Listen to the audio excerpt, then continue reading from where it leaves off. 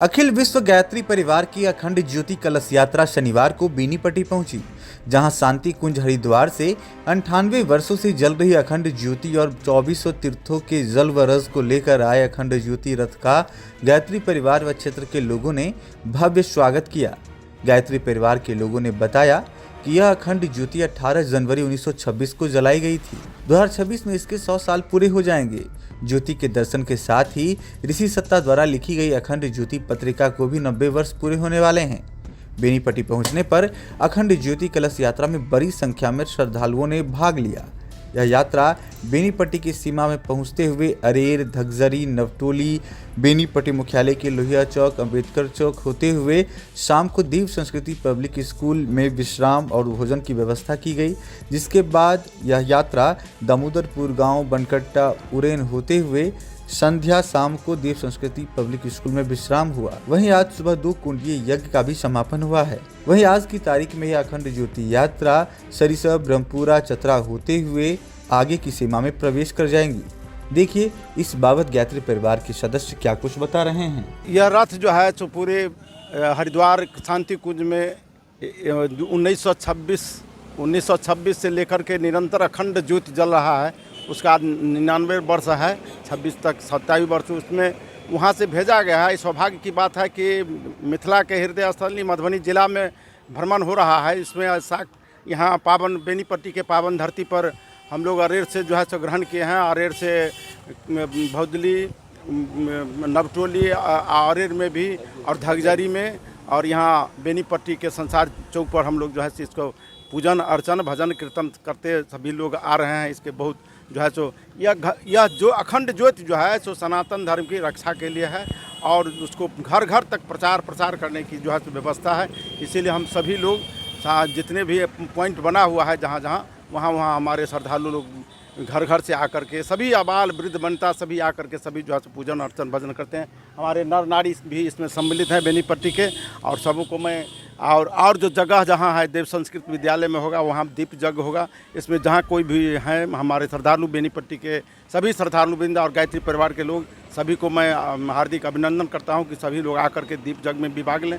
और कल भी 24 और 25 दोनों दिन यहाँ बेनीपट्टी प्रखंड में जो है सो घुमाने का भ्रमण करने का जो है सो दिया गया है। इसलिए हम ही सभी गायत्री परिवार के लोग मिल करके इसको भ्रमण करवा रहे हैं और साथ में हम लोग जा रहे हैं। यह जन जन तक घर घर गांव मोहल्ला में जा करके सब कार्यक्रम को आगे बढ़ाने का काम कर रहे हैं। जो अखंड ज्योति कलश यात्रा है बेनीपट्टी में 24 और 25, बेनीपट्टी प्रखंड में 24 और 25 को इसका समय निर्धारित किया गया है।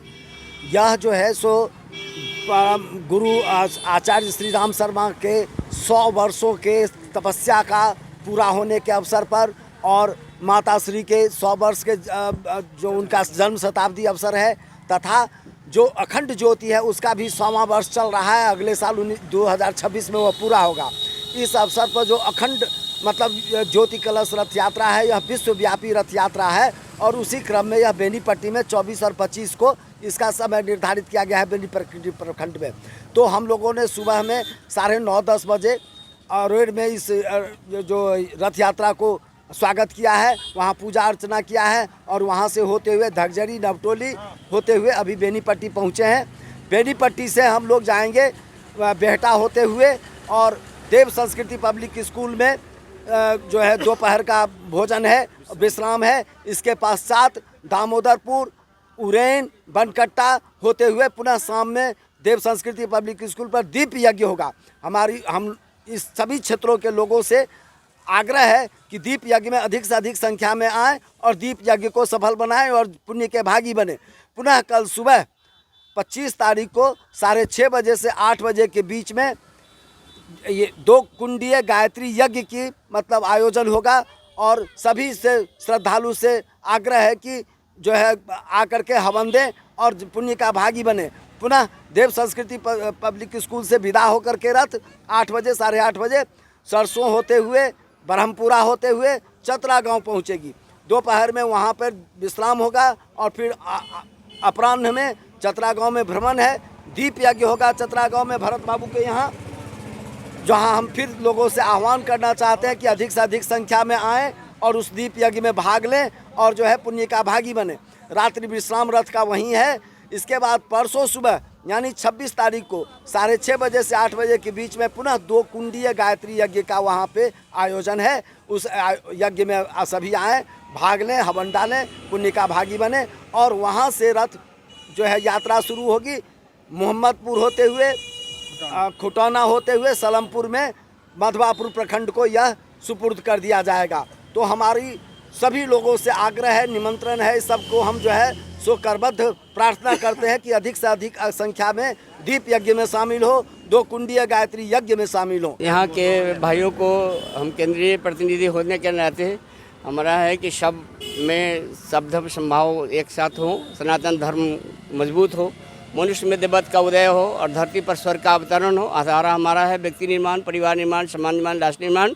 और घर घर यज्ञ, घर और संस्कार के माध्यम से हम ये संदेश देना चाहते हैं कि नया युग का आगमन हो रहा है, सतयुग का आगमन हो रहा है और लोग इसमें जुड़ें, अपनी साधना को मजबूत करें। क्योंकि गायत्री मंत्र महामंत्र, गुरु मंत्र को कहा गया है। महामंत्र के जब से सद्बुद्धि सद्ज्ञान मिलता है और यज्ञ से सत्कर्म करने की प्रेरणा मिलती है और जीवन जीने की कला संस्कार है जो हम यहाँ बताने के लिए आए हैं। पुष्पन संस्कार, नामकरण संस्कार, अन्नप्राशन संस्कार, मुंडन संस्कार, विद्यारंभ संस्कार, यज्ञोपवीत संस्कार, विवाह संस्कार और जन्म दिवसोत्सव, विवाह दिवसोत्सव संस्कार के माध्यम से मनुष्य में देवत्व का जागरण होगा और धरती पर स्वर्ग का अवतरण होगा। यही संदेश लेकर हम हरिद्वार से आए हैं। आप सभी को बहुत बहुत धन्यवाद। बहुत वेलकम।